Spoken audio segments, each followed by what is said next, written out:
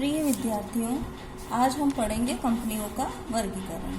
इससे पहले हम पढ़ चुके हैं कंपनी की प्रकृति, कंपनी की भारत में कंपनी विधान का परिचय, कंपनी की प्रकृति, कंपनी की विशेषताएं, कंपनी अधिनियम की विशेषताएं, कंपनी के पृथक अस्तित्व का सिद्धांत। अब तक हम ये पढ़ चुके हैं। अब हमारा नया टॉपिक स्टार्ट होता है कंपनियों के प्रकार। कंपनियों के प्रकार या कंपनी का वर्गीकरण हम कई आधारों पर कर सकते हैं और कई आधार पर किया जा चुका है। तो सबसे पहले जो आधार है वो हम लेते हैं निर्माण की विधि के आधार पर कंपनी का वर्गीकरण। निर्माण की विधि के आधार पर कंपनियां कितने भागों में विभाजित की जा सकती है? दो भागों में विभाजित की जा सकती है। पहला है असमामेलित या अपंजीकृत कंपनियां और दूसरा पॉइंट आ जाता है समामेलित कंपनियां। असमामेलित कंपनियों से क्या आशय है, आप सुन लें। सबसे पहले असमामेलित कंपनियां वो कंपनियां कहलाती हैं जो कोई भी कंपनी या कोई भी संगठन या कोई भी संस्था जो कंपनी अधिनियम 2013 के अधीन या इससे पहले के किसी भी कंपनी विधान के अधीन समामेलित नहीं है। किस विधान के? कंपनी विधान के अधीन समामेलित नहीं है। ऐसी संस्था या संगठन को क्या कहते हैं? असमामेलित या अपंजीकृत कंपनी कहते हैं। ये कौन कौन सी कंपनियां हो सकती हैं? अपंजीकृत कंपनियां कोई भी साझेदारी फर्म हो सकती है। इस श्रेणी में किस किस को सम्मिलित किया जाता है? कोई भी साझेदारी फर्म, कोई भी सीमित दायित्व वाली साझेदारी, कोई भी सहकारी समिति, इन सबको सम्मिलित किया जाता है। किसमें? असमामेलित या अपंजीकृत कंपनी। दूसरा पॉइंट हमारा आता है समामेलित कंपनियां। समामेलित कंपनियां किसे कहते हैं? समामेलित कंपनियां से तात्पर्य ऐसी कंपनियों से है जिसका निर्माण किसी भी विधान के अंतर्गत हुआ है। ऐसी कंपनियां कई प्रकार से समामेलित हो सकती है। समामेलित करवाना जरूरी होता है और वो समामेलन किसके अधीन हो सकती है उसके बारे में हम एक के बाद एक पढ़ेंगे। तो फर्स्ट पॉइंट हमारा आ जाता है शाही अधिकार पत्र के अधीन कंपनियां। शाही अधिकार पत्र कौन जारी करता है?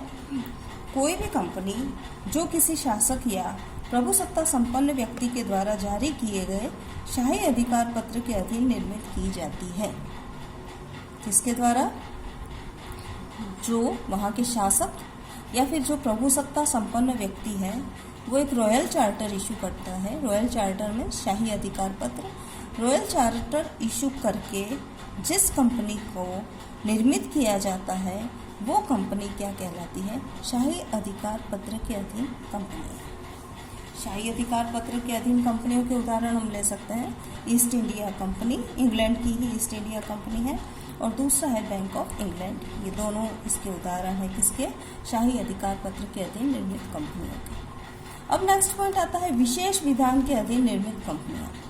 विशेष विधान के अधीन निर्मित कंपनियां या वैधानिक कंपनियां कहते हैं। विशेष विधान कौन सा हो सकता है इसका आप सुन लें। विशेष विधान के अधीन निर्मित कंपनियां वे कंपनियां जो संसद अथवा किसी भी राज्य की विधान सभा द्वारा बनाए गए किसी भी विशेष अधिनियम, कंपनी अधिनियम के अतिरिक्त, विशेष अधिनियम कौन सा? कंपनी अधिनियम के अतिरिक्त जो भी विधान बनाया गया है किसके द्वारा बनाया जाता है? विधानसभा द्वारा बनाए गए किसी विशेष विधान के अधीन निर्मित होती है, वो वैधानिक कंपनियां कहलाती हैं। ऐसी कंपनियों को क्या कहते हैं? वैधानिक कंपनियां कहते हैं। और वो कंपनियां कौन कौन सी हो सकती है इसके उदाहरण हम ले सकते हैं। भारतीय रिजर्व बैंक इसका वैधानिक कंपनियों का उदाहरण है। वैधानिक कंपनियों में कौन कौन सी कंपनियां आ जाती हैं या संस्थाएं आ जाती हैं? जैसे उदाहरण के तौर पर भारतीय रिजर्व बैंक, भारतीय जीवन बीमा निगम, राज्य पथ परिवहन निगम आदि जो हैं वैधानिक कंपनियों के उदाहरण हैं। वैधानिक कंपनियां ये जो कंपनियों की प्रकृति होती है और इनका शक्तियों का निर्धारण किससे संबंधित होता है? विधान के अधीन ही किया जाता है। कौन सा विधान? संसद द्वारा अथवा किसी भी राज्य की विधानसभा द्वारा बनाए गए विधान के अधीन इनके जो शक्तियाँ होती हैं या प्रकृति होती है उनका निर्धारण किया जाता है। नेक्स्ट आता है कंपनी अधिनियम के अधीन समामेलित कंपनियां। मेन जो है हमारा कंपनी अधिनियम के अधीन समावेशित कंपनियां, ये कौन सी कंपनियां कहलाती है? कंपनी विधान में इसका अर्थ दिया गया है कि ऐसी कंपनी से तात्पर्य उस कंपनी से है जो कंपनी अधिनियम 2013 या इससे पूर्ववर्ती किसी भी कंपनी विधान के अधीन समावेशित है, उसको क्या कहते हैं?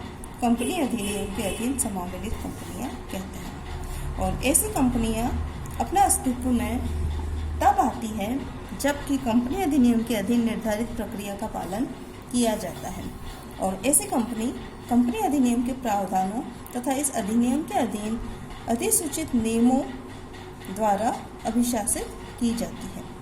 और ऐसी कंपनियां उन सभी क्रियाओं को कर सकती हैं जो उसके सीमा नियम के क्षेत्र में सम्मिलित होती हैं।